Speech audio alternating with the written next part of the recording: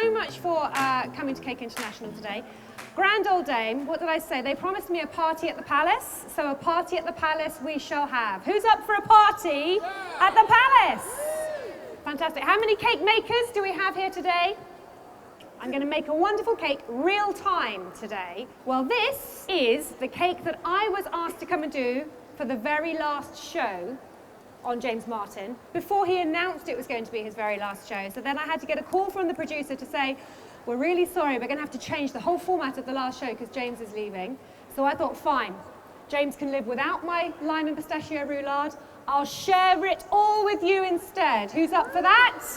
Well, fantastic. Now, I've been making cakes since I was 4 years old. One of the wonderful things I enjoyed about making cakes was the roulade. It always seemed to defy and be really impressive. How many of you have made roulades? How many of you would quite like to, but they actually look a little bit scary, and I'm not sure if it's going to work, and is it going to, how do I handle it, and everything else. I'm going to dispel all those myths today. Is that all right? You're going to stick with me? The secret to a good roulade, knowing how to handle it, I'm going to make a whisked sponge. Now, a whisked sponge is a cake where we start in a bowl over hot water, and here I've got eggs and sugar. And I whisk this over hot water because what this is going to do, as I'm whisking it, creating that sabayon, is aerating, bringing the eggs and the sugar together to make a wonderful voluminous emulsion. And because I'm heating the eggs at the same time, it's gently cooking and aerating the eggs, which is introducing more air into the eggs, creating a lovely stable emulsion. It's a fatless, essentially, sponge. So it's eggs and sugar, lightly aerated.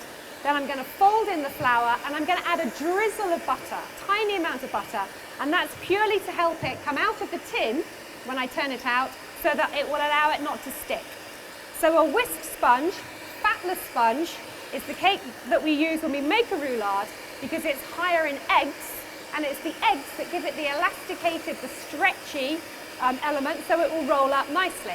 The great thing is it's lower in fat, so if you are conscious of having cakes where you can eat them too, and who doesn't want their cake and be able to eat it, this is a great recipe because it will allow you to make it relatively low fat, and you'll be able to roll it up, nice aerated, whisk the eggs.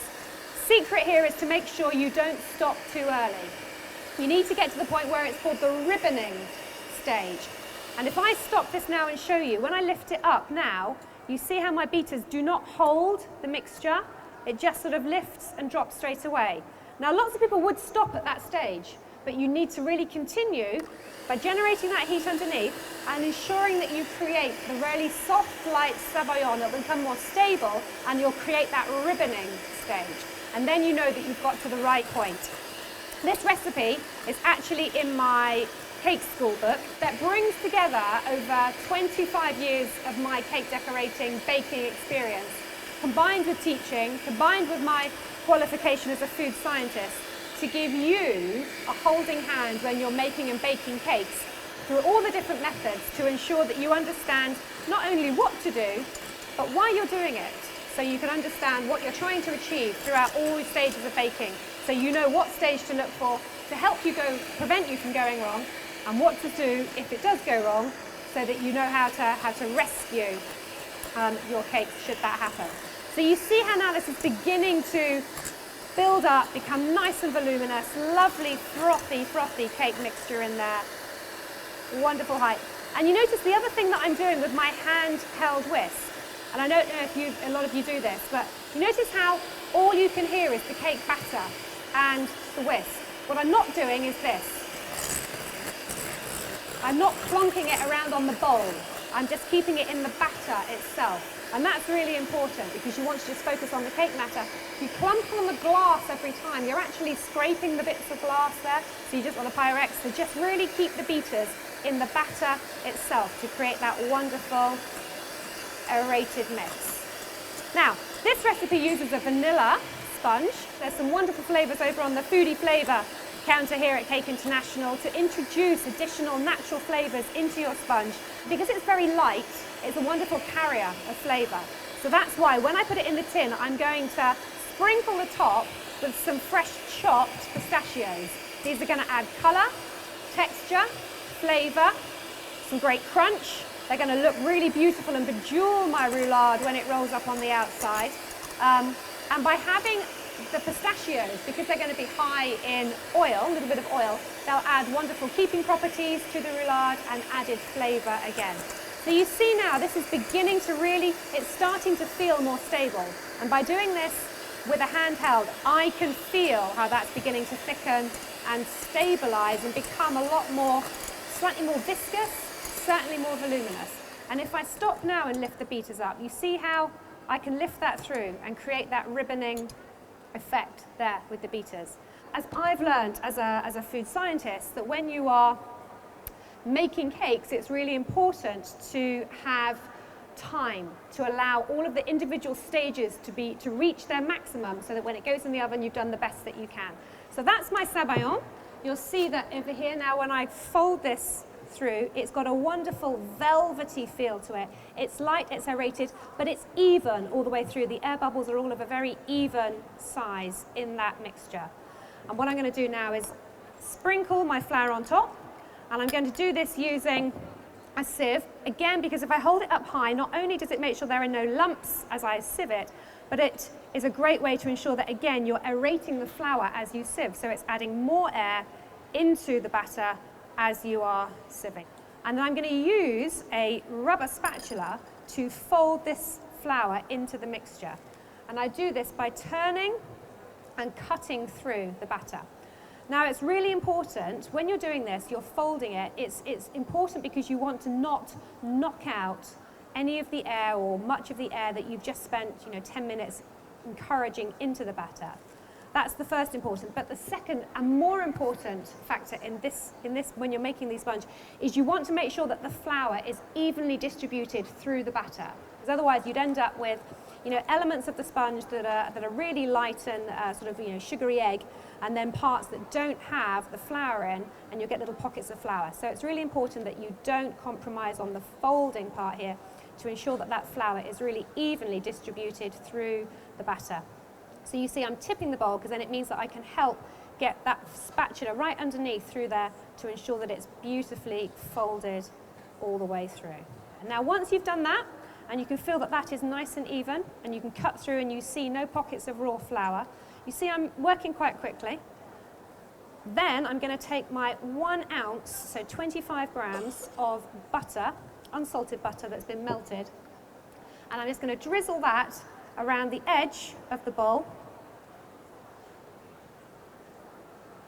and I'm adding that to the mixture, and that's not because it's going to add any fat as such to the sponge, but it's going to ensure that when this bakes it will come cleanly out of the tin without sticking to the paper at all.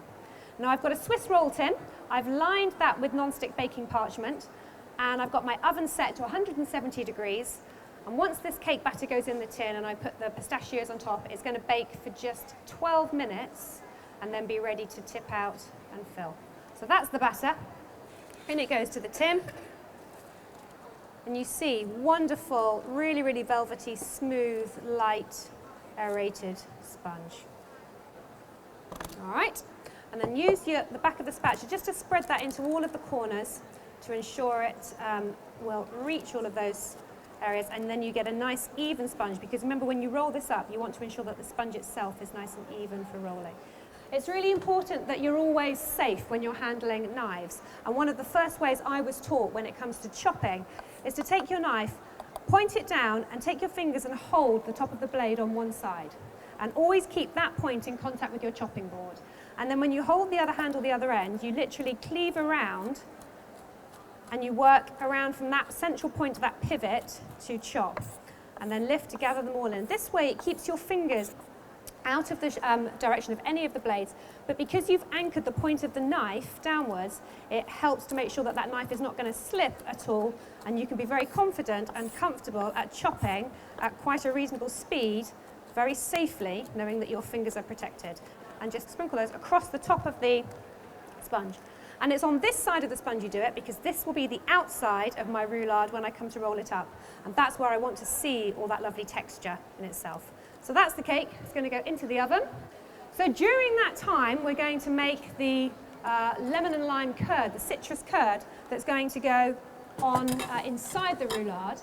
And for that, in here, I've got my sugar, I've got butter, and I've got lemon and lime juice. And I've just melted these together so that they've all dissolved. And then separately here in my jug here, in my bowl, I've got 3 eggs and 1 egg yolk. And I'm just going to blitz that because I want to make sure that that egg is really smooth before I pour it into the liquid. Now that's important when it comes to making citrus curds for a number of reasons. You know when you make a curd and when you put egg into a hot water, how it boils or poaches, and the egg white always goes first. So it doesn't need to be boiling for it to set. It will set at a lower temperature. If you blitz them together first like that so that they are homogenized, which means they're all one liquid, it will raise the overall temperature that this liquid needs to reach in order for everything to start cooking, because you blended it with the egg yolk. So it just helps to give you a little bit of a helping hand so that when you do make your curd here and pour it into the hot liquid, you don't find yourself with a situation where you've got bits of egg yolk and egg white that's starting to cook. So blitz it first is a top tip. And then you pour that into your liquid, stirring all the time, and what you'll find is that those eggs will now blend evenly with the lemon and lime syrup that we've got there, ready to start making the citrus curd. So once those are nice and evenly mixed, you can pop that back on the heat. And what I'm going to do is for the next 10 minutes or so, heat this through to create my citrus curd, which is going to thicken, and then we're going to use that to go inside the roulade. And now I need to take this paper off here. If I pulled that all in one go, there's a good chance that I might tear the sponge.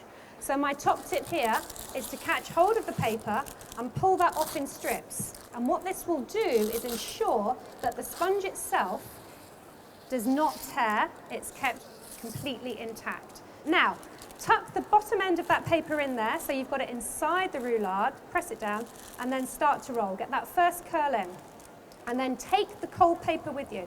So as you roll the sponge up, keeping the paper inside, the tea towel works on the outside as you roll that up. And once you get all the way, just continue to roll it up inside the cloth, because what that's going to do is generate steam. You've got a hot roulade inside, you've got a cold tea towel on the outside. The roulade is not in contact with the tea towel, but it's generating the steam which will set the roulade in that, set it in that rolled position, which will prevent you from getting the cracks in the roulade when you roll it out, because when you do come to roll it out, it will have enabled itself to set in that position, so it holds itself better. So I'm just going to let that set for a few minutes while I get everything else done here, and then we can fill it. So I'll show you how quickly it is to have put the whole thing together. In my fridge, I've got some creme chantilly, which is cream with a little bit of sugar and some vanilla. And it's mostly whipped, but I wanted to just sort of hold it because it goes very, very quickly. And one of the key things when Peter and I were working on Britain's Best Bakery was not ever wanting cream that had been over-whipped. Because what happens to cream when you over-whip it? Separates into butter and buttermilk. Great way of making your own butter at home, but not really what we want to be putting inside our roulade at this stage. So I said to Emma, bring a bowl, bring the cream, let's get it ready, and give me something to whip it with. But there, it just means that I've got good control on this cream because I want to whip it till it holds itself, but is not over whipped, because I want to be able to pipe with this so that I get a lovely fold on the cream, but it hasn't gone to the point of turning into butter. There we are, just literally to there and hold it. So shake that off. I want to keep it quite loose. All right, so to finish off this roulade, I'm going to open this up, spread it with a mixture of the cream and the lemon and lime curd. Now, if you were doing this at home, you could have your roulade made and then chilled overnight to ensure that it is ready to fill and roll. We've literally left this, no more than 10 minutes. And you see, as I uncurl that now, not only have I not got any cracks in it, but you see how it's already got a little curl at the bottom on this end. And that's because where we've allowed it to cool inside the paper, it's inside the chilled tea towel, it's helped to hold it in that position. And it's still warm, which means it's going to be delicious to eat. But it's on the paper, so it's not going to stick. So first things first, let's get my cream on here. Nicely whipped. And in fact, I'm going to put the lemon and citrus curd on first, because that will melt in beautifully to the cake. So I'm going to spread a couple of spoonfuls of citrus curd. So this is lemon and lime. And if you home make this, you know exactly what's gone into it. It's butter, sugar, eggs, lemon and lime juice. And you can be as generous with this as you like. And what it does is it gives a wonderful citrusy tang to it. I'm taking this right up to the edge of the roulade because I want it to all spill out and look delicious once it's gone in. So I'm going to spread this over the top. A couple of spoons down through the centre. So if you put it in the centre, then we can take it out to the edges in that sort of paddling motion to create great cream on there. And I'm going to roll that up, and I'm going to use the paper to help me roll it. And you see how you've got all those wonderful textures of the nuts on the outside, and you get all the way to the end like that. And then you're going to say to me, that's great, but how are you going to get that from the paper onto the plate without making it A, turn into a mess, and B, collapsing? Have you ever done that trick where you've got the tea towel on the table and you go, whoosh? But have you ever wanted to? Okay, now is your opportunity. So my plate is ready. There's my roulade. Up it goes, into position on the plate. One hand on the back of it, so not where the seam is, so I've got my seam away from me. And then as I hold that one there, it means I can pull. Ta-da! Oh, thank you. Did I make that look very easy? So to finish off, what we're going to do in my piping bag here, I've got some more of the cream. In it goes. So you see, we've literally made this real time. Cream inside the piping bag,